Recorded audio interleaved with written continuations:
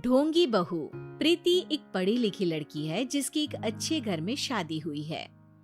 प्रीति का पति राहुल एक मल्टीनेशनल कंपनी का मैनेजर है जो आधे महीने विदेश में ही रहता और छोड़ जाता है अपने मम्मी पापा को प्रीति के भरोसे, जिसे इस देश को सुधारने की चुल ने परेशान कर रखा है।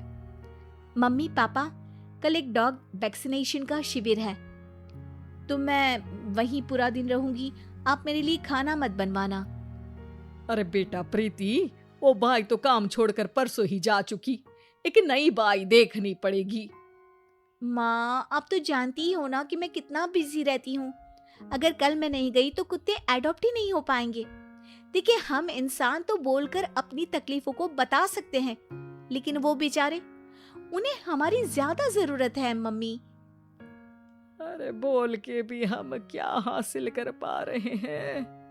अब ठीक है बेटा, तू जा, मैं खाना बना लूंगी। ऐसा पहली बार नहीं हो रहा था। देश भर में जितने एनजीओज हैं, चाहे वो स्टूडेंट्स के अधिकार के लिए हो या गरीबों में खाना बांटने का काम हो, प्रीति सबसे जुड़ी हुई थी। रोज कहीं बाहर ही रहती थी, एक शिविर में नहीं तो दूसरे में, और छोड़ जाती थी अपने सास ससुर को उनके खुद के भरोसे। और जब कोई उसे कहे, अरे प्रीति, कभी तेरी सास का हाथ भी बटा दिया कर, तो उसका एक ही जवाब रहता था, देखो, हम लोगों को तो सब कुछ घर बैठे मिल जाता है। अगर आज मैं इस शिविर में नहीं गई तो पता नहीं कितने लोग सड़क पर आ जाएंगे। प्रीति को समझाना संभव ही नहीं था और ये बात उसके सास ससुर भी मान चुके थे। इसलिए सुबह सुबह सास ही किचन में खाना बनाने जाती है और देखती है कि घर में सब्जियां खत्म है। अरे प्रीति बेटा, सुन तो जरा। क्या हुआ मम्मी? मुझे बहुत लेट हो रहा है और आप तो जानते हो ना कि अगर मैं इस शिविर में नहीं गई तो। हाँ, कुत्ते एडॉप्ट ही नहीं हो पाएंगे, सब जानती हूँ। अरे पर घर में सब्जियां खत्म हो गई है। अरे जब तू वापस लौटे ना तब लेकर आना, ठीक है बेटा? ठीक है मम्मी, चलिए मैं चलती हूँ। और हर बार की तरह प्रीति अपनी पार्टीज और आफ्टर पार्टीज में इतनी बिजी रह गई कि सामान लाना ही भूल गई। बात केवल सब्जियों की नहीं थी, लेकिन प्रीति हर रोज किसी नए शिविर में निकल जाती थी अपने सास ससुर को अकेला छोड़कर। एक हफ्ते बाद प्रीति के ससुर जी के हाथ में दर्द होने लगा। अरे बेटा प्रीति, पापा जी के हाथ में बहुत दर्द हो रहा है, आज इनको डॉक्टर के पास लेकर जाना पड़ेगा। ठीक है माँ, आप हो आओ, मैं बाहर ही खा लूंगी। अरे बेटा, मैं कैसे ले जाऊं?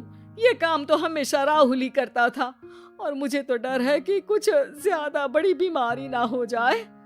उफ़ो, आज मुझे मेडिकल शिविर में जाना है। बेचारे बड़े बुजुर्ग जिनके अपने फैमिली वाले उनका ध्यान नहीं रखते, उनका पूरा मेडिकल चेकअप होगा।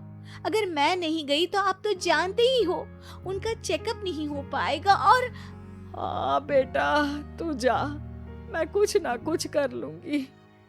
प्रीति के सास और ससुर दोनों ही काफी समय से प्रीति को समझाना चाह रहे थे कि उन्हें भी मदद की जरूरत है, लेकिन अब तो पानी सर के ऊपर जा चुका था। उधर प्रीति शिविर में पहुंचकर सबसे मिल रही थी। काफी भीड़ थी और प्रीति इंस्टाग्राम पर फोटोज अपडेट करे जा रही थी। तभी प्रीति की दोस्त रीना उसके पास दौड़ती हुई आती है। अरे प्रीति, जल्दी चल। अरे क्यों, क्या हुआ? अरे तू अभी सवाल मत पूछ और चल मेरे साथ। प्रीति रीना के साथ जाती है तो देखती है कि गरीब बुजुर्गों की लाइन में प्रीति के सास ससुर भी खड़े हैं। प्रीति को समझ में नहीं आता कि ये क्या चल रहा है। उसके ऑर्गेनाइजेशन में सबकी नजर उसके सास ससुर पर थी और प्रीति को लगा कि बात उसकी इज्जत पर आ गई है। मामा जी, आप दोनों यहाँ क्या कर रहे हैं? आप तो जानते हो कि ये शिविर गरीबों की मदद करने के लिए बनी है और आप इसका मजाक उड़ा रहे हैं इस तरह से लाइन में खड़े होकर। अरे बेटा, हम भले ही गरीब ना हो पर जरूरतमंद तो है ही। हमारा भी कोई ध्यान रखने वाला नहीं है। मेरे पति के हाथ में दर्द है, मैंने सुना कि जरूरतमंद बुजुर्गों का यहाँ फ्री में इलाज हो रहा है, इसीलिए चले आए।